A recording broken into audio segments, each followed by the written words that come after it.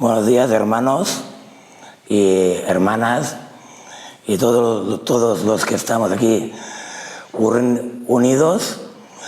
Mi propósito y que mi corazón me ofreció el Dios del universo fue no solamente el versículo que veis en la pantalla, que ahora lo cito en un momento, y es el siguiente, de Marcos 16, versículo 15.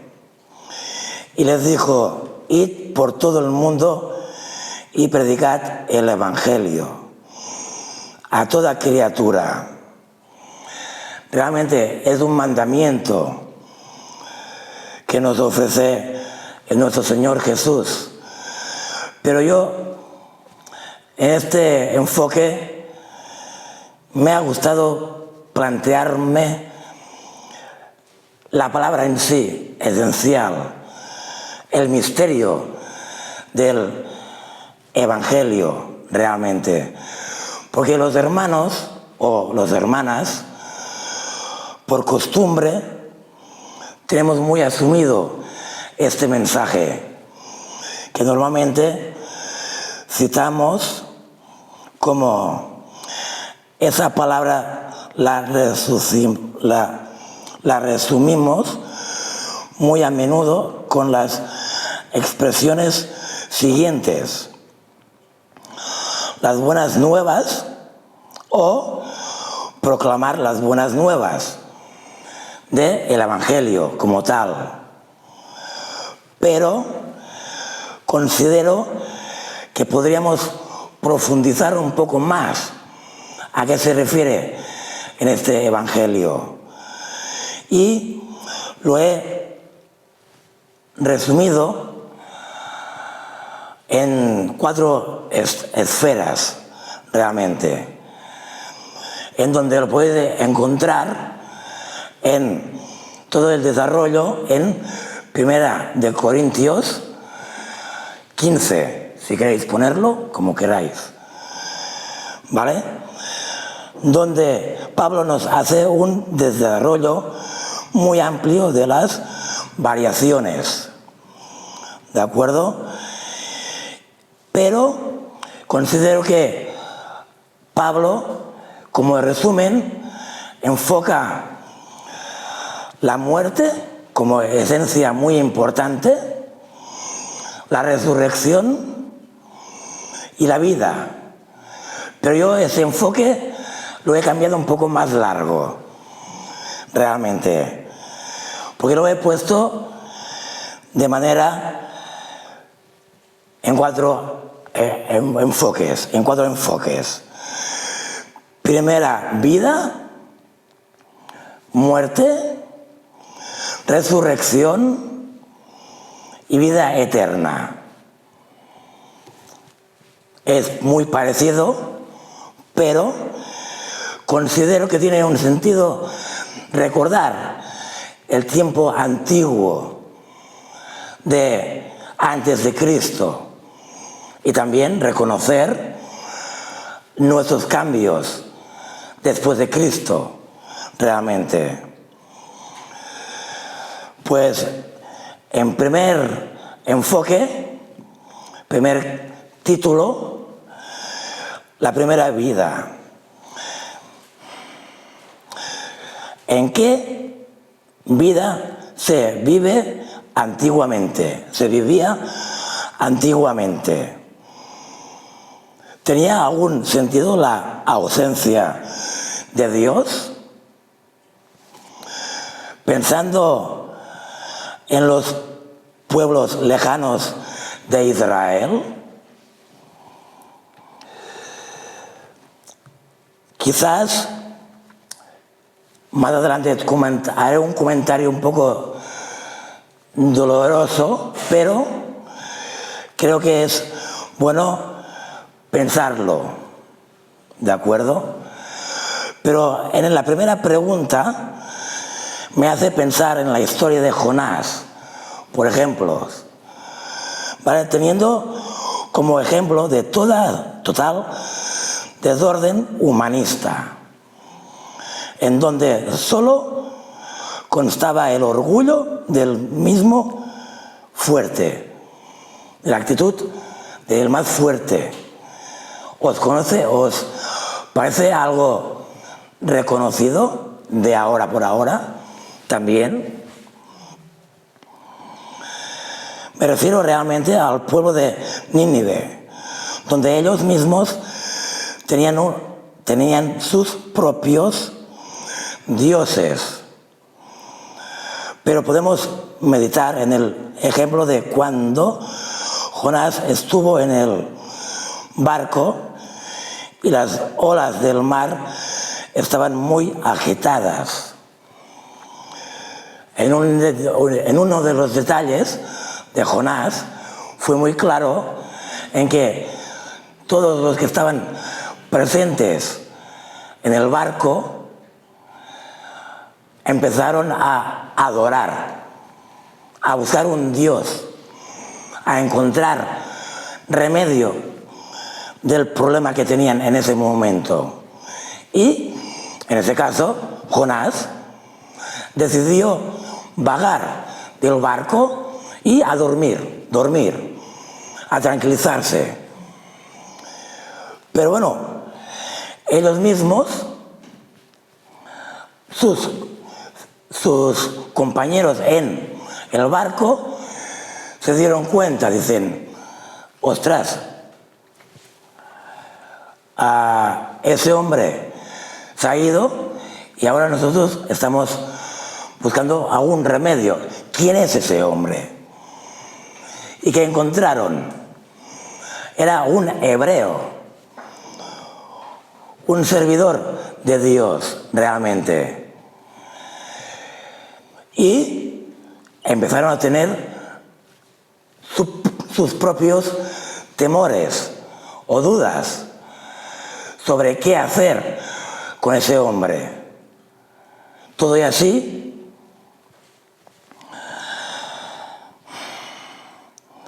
podemos decir realmente que Dios es lejano, realmente. Jonás fue un profeta para ir a salvar a un pueblo, realmente. O realmente son nuestras actitudes de hacer aquel bien, pero hacemos el mal. Como resultado, podríamos decir, el pecado. Así que la primera vida, en ese tiempo antes de Cristo, podemos pensar un poco en que los que eran fieles y servidores de Dios tenían sus pequeñas complicaciones, dolores, angustias, temores, pero en su interior tenían una cercanía, una seguridad firme en lo que estaban haciendo realmente. En este caso, cambiando de Jonás, saltó directamente en el caso de Daniel y sus compañeros. Otro ejemplo del Antiguo Testamento, en donde Dios tuvo compasión de ese grupo cuando el rey, por sus comodidades o sus normativas que impuso a adorar a otro Dios, a una estatua, impuso la obligación de hacer ese acto que para ellos era una abominación realmente. Y como tal, como no cumplieron, el rey mismo los lanzó al fuego de una, ¿cómo se llama? Una una fosa, no, bueno, un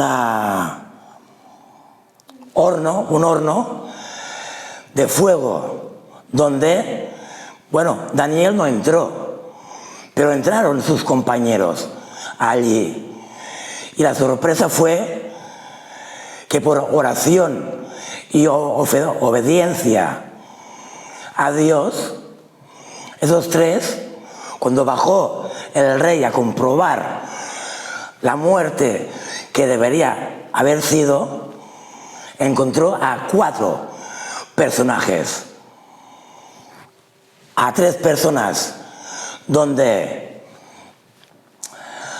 no se les rompió ni un trozo de ropa, ni se quemó, ni un trozo de pelo de su cuerpo. Pero sí que vio, podríamos decir, a Cristo, a un ángel que los guardó, se preocupó de cuidarlos. A lo mismo, saltó directamente, cuando le pasó a Daniel, directamente a la fosa de los leones. Realmente. Allí los leones, con gran hambre y ganas de comer, Dios dijo: paraos aquí. Ahora no es vuestro momento, realmente.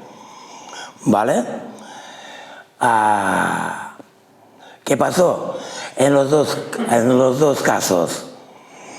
Los que iban por derechos o dioses, unos entraron a la hoguera de haber salido los amigos de Daniel, entraron, pero ya no volvieron, como fue el caso de los amigos de Daniel.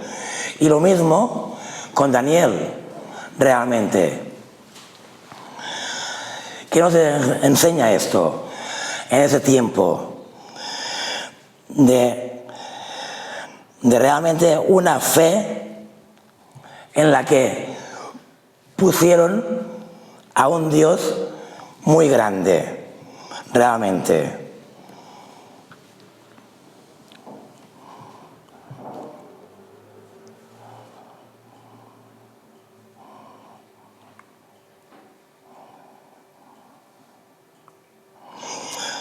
Como tal, la humanidad sigue luchando para alejarse de Dios. Los mismos creyentes, podríamos decir, realmente somos impíos de corazón. No cumplimos las obediencias que nos pidiera Dios mismo. Aquí está el hecho de tanta religión, pero gracias a Dios nos puso un sentimiento o cercanía de un Dios o otro Dios en la humanidad. Si no fuera por un sentido de cercanía a un creador, no tendríamos propósito a hacer algo, un sentido, en definitiva. Así que, al fin y al cabo, la primera vida era una variación de sentidos, por dónde íbamos, por dónde caminaría el mundo, la humanidad. Ahora pasó a la muerte. Es muy claro y muy fácil de definir la muerte. ¿De dónde salió la muerte? Lo pregunto en global, aunque si alguien quiere exponer un dicho, y si alguien necesita ayuda porque no se me oye bien, también se puede comentar. Sigo adelante, pues. La muerte, por mi parte, fue el inicio de Adán y Eva como complicación por el mismo orgullo, tentado por el mismo Satanás. Realmente, ¿cuál fue la tentación que tuvimos? Realmente, seguimos por los caminos anchos y cómodos. Asumimos la muerte de Jesucristo como enterrado y olvidado muchas veces. En la muerte nos cautiva a desvalorar la eternidad que se nos ofrece en Cristo. Realmente. Queremos pensar que hay algo más para adelante, pero realmente las personas que no buscan la oportunidad de más allá en una fe verdadera, una fe grande, o una fe, como podríamos decir, la fe que Dios mismo nos ha ofrecido. Si Dios es grande, la fe también puede ser muy grande. Como hemos hablado de Daniel ahora hace un momento, por fe pasaron la etapa que tú pasaron y siguieron adelante. Realmente Daniel es un ejemplo grande de su fe y a la vez, en la palabra de la Biblia, es el ejemplo del Apocalipsis, de lo que tendría que venir antes de Cristo y después. ¿No? Pero basándome en Corintios 15, uno de los factores que me impresionó, o es muy simple, pero a la vez no nos damos cuenta. Y Pablo lo pone de una manera un poco con broma o ignorancia, que es el capítulo 15 y versículo 30,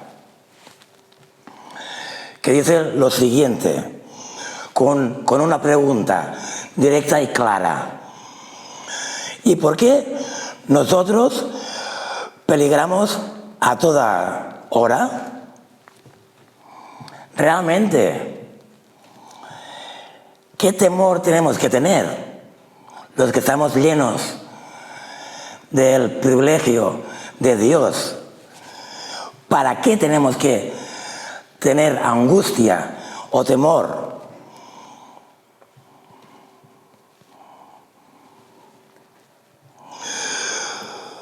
De manera clara, los pongo de esa manera. Los que luchan en el nombre de Jesucristo tienen una ventaja muy grande. Sea ciegos, cojos o como un predicador que yo conozco y que me encanta, llamado Nick Vujicic, sin piernas, sin brazos, sigue expandiendo el Evangelio. ¿No? ¿Realmente es un temor o a la muerte, o la podemos superar a esta muerte en nombre de Cristo? Realmente la podemos levantar nuestros esfuerzos, nuestras ilusiones, pasando de la muerte a una vida mejor.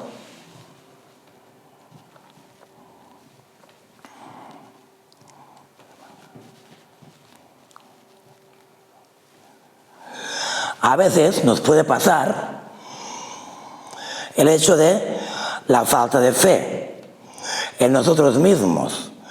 Si tuviéramos algún tipo de cercanía a la fe verdadera,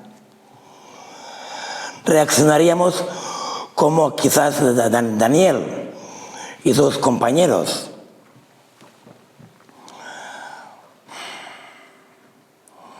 Que dentro de la fosa y de los leones no pasaron angustia, realmente.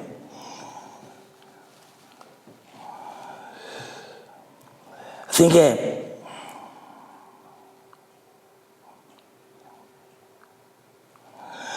realmente los que tienen las dudas en Cristo, realmente, y no tienen una fe arraigada al árbol de vida de Cristo, pregunto, ¿qué justicia merecemos realmente, humanamente hablando?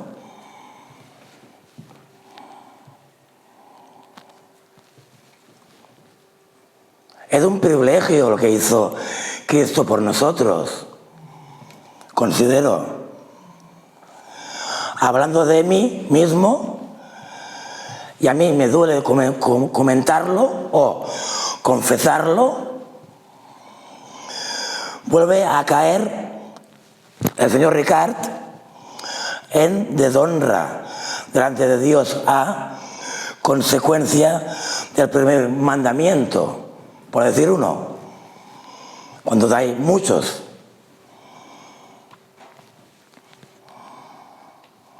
Tener presente a Dios siempre.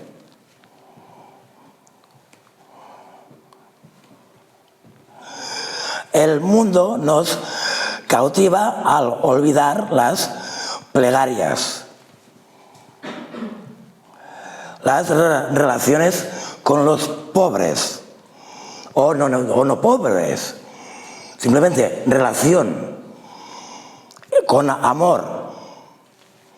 Realmente Dios es esencia de amor, realmente.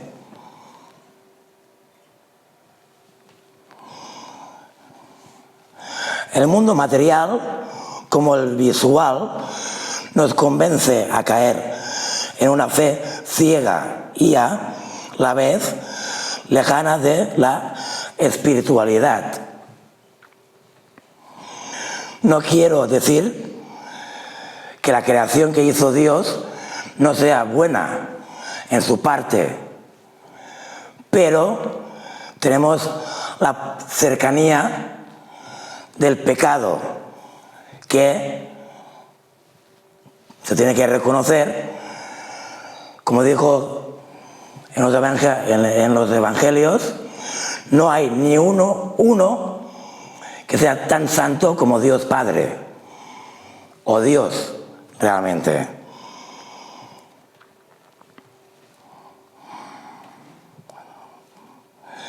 Como total, a mi conclusión, estamos muertos en delitos y pecados.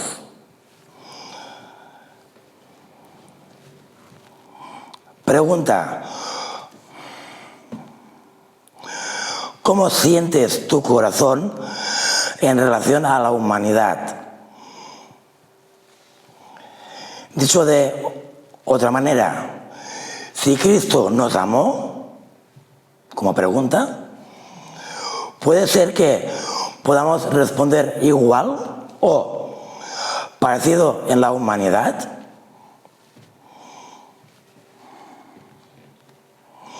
O tenemos que aprender del Maestro verdadero. La muerte es un fin o confín de confusión y de desorden, realmente.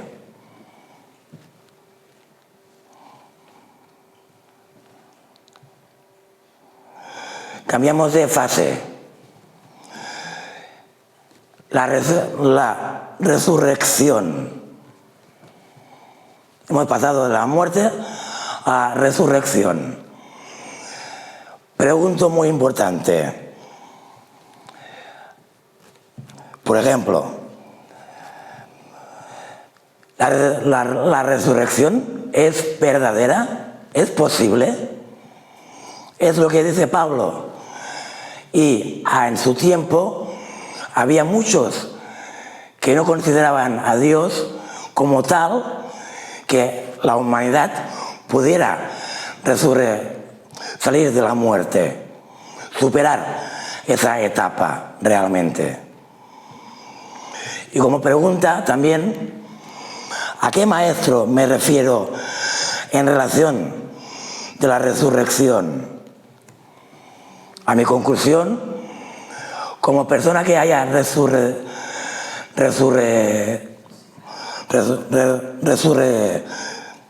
haya salido de la muerte, es Cristo Jesús, realmente.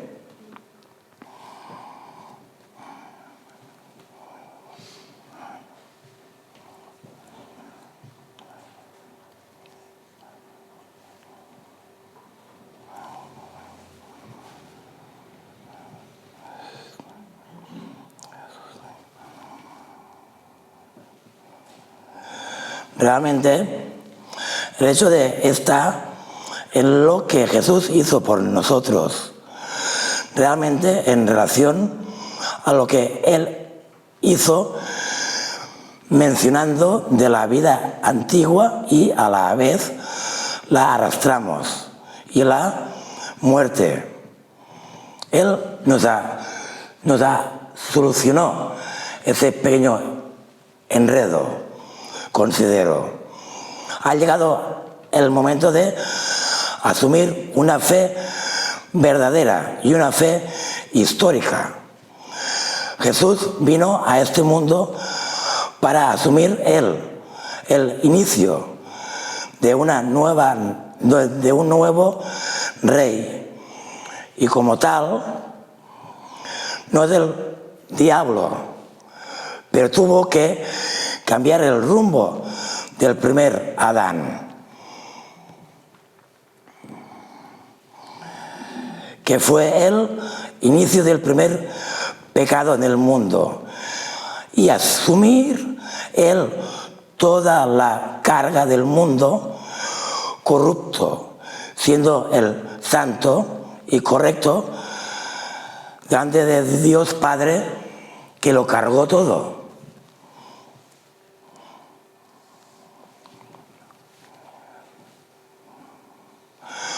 Podemos asumir de alguna manera qué carga fue para Jesús el esfuerzo que vino aquí realmente. ¿Lo podemos valorar?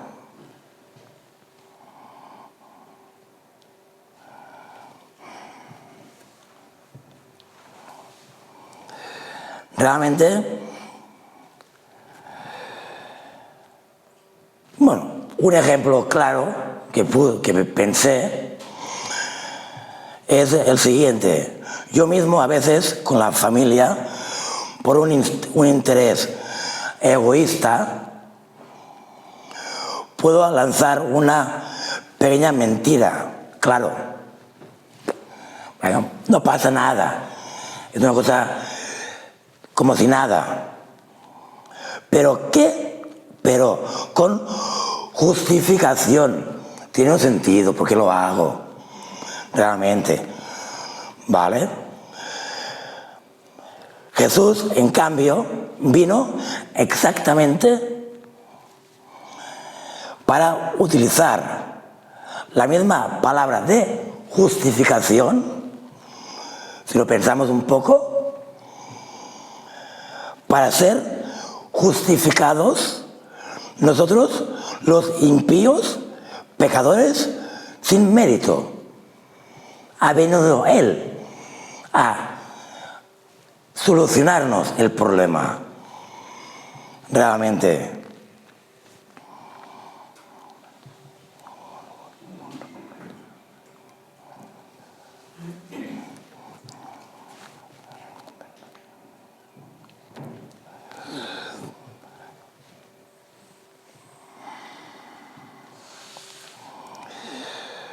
Como tal,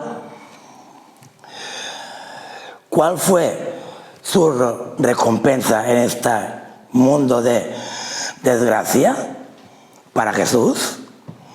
¿Y cuál fue la recompensa del cielo o del reinado del Dios Padre? Si lo pensamos un poco, los que hemos estudiado la palabra, es un hecho que humanamente hablando cuesta de imaginar, a mi parecer. Directo a la cruz, Jesús. La primera pregunta, la humanidad lo crucificamos directamente. Y Él adelante, sin ninguna angustia ni ningún temor para hacerlo. Como tal, fue a la muerte y venció la muerte, Cristo. Pero cargó con una carga física, realmente, también, dolorosa, en esos 2 días o 3 que estuvo allí mismo. Si pensamos en Pedro, que estaba allí mismo a 2 pasos, ostras, tuvo que huir cuando se le dijo, tú eres uno de ellos. Tuvo temor, pero ¿quién no tiene temor realmente de la muerte? Podemos decir Cristo Jesús, que la superó la etapa. Pero ¿cómo la supo ese remedio? Si vamos a la otra pregunta, directamente, ¿cuál fue la recompensa del cielo o del reinado del Dios Padre? Estar a la diestra de Él, al lado del Dios Padre. Volver a la Trinidad esencial de Jesús, o de Dios, me refiero. Al final y al cabo, Jesús ha cargado todo lo nuestro, pero para demostrar un amor inmenso, tanto del Padre, el Hijo y el Espíritu, que mora en nuestros creyentes, en nosotros. Hay un amor que brinda en nosotros realmente. Y para enfatizar un escritor, para que no os angustiéis mucho, me gustó mucho de la manera que lo expone el sentimiento de el arrepentimiento y el perdón. Y para los que quizás lo conozcáis, pongo el nombre, Charles Spurgeon. Y es lo siguiente: tanto el arrepentimiento como el perdón emanan de la misma fuente, siendo dones del mismo Salvador. El Señor Jesús, desde su gloria, concede las 2 cosas a la misma persona. No debes buscar la fuente del arrepentimiento ni del perdón en otro punto. Ambas cosas están listas y el Señor está preparado para dispensar las gratuitamente ahora mismo a toda persona que necesaria para su perdonad. Vuelvo a un punto. Ambas cosas están listas y el Señor está preparado para dispensar las gratuitamente ahora mismo a toda persona que de su mano las quiere recibir. No se olvide nunca que Jesús da todo lo necesario para la salvación. De la mayor importancia es que todos cuantos buscan la salvación comprendan esto. La fe es tanto una dádiva de Dios como el objeto en que la fe se funda. El arrepentimiento es tan cierto ahora de la gracia como la expiación por la cual se borra el pecado. La salvación es obra de la gracia sola desde el principio hasta el fin. Así que la resurrección ha sido el remedio a nuestras situaciones realmente. Y saltando de un salto directo y rápido, la vida eterna.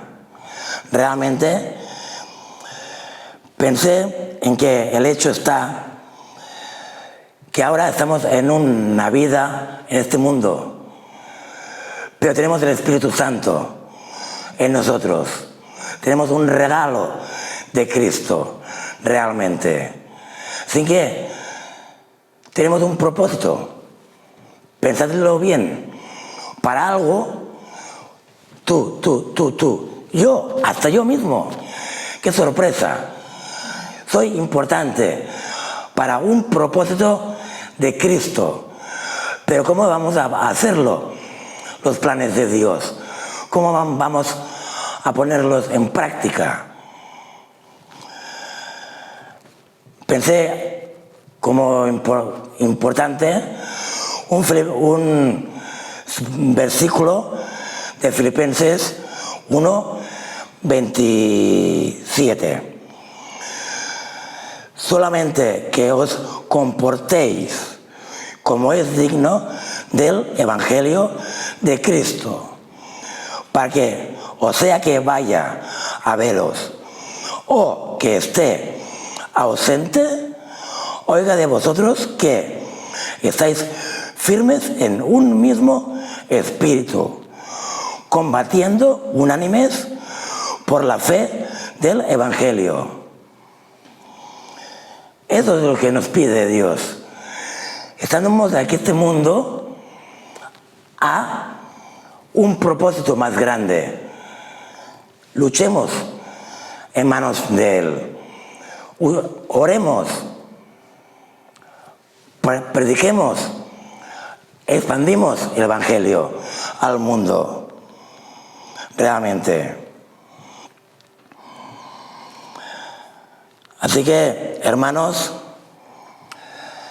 os deseo que esta vida que nos viene para adelante sea nuestro propósito de cada día, de seguir a Cristo como el verdadero Rey de Reyes, a que nos podamos acercar con amor y aprendamos de su amor que hemos recibido realmente.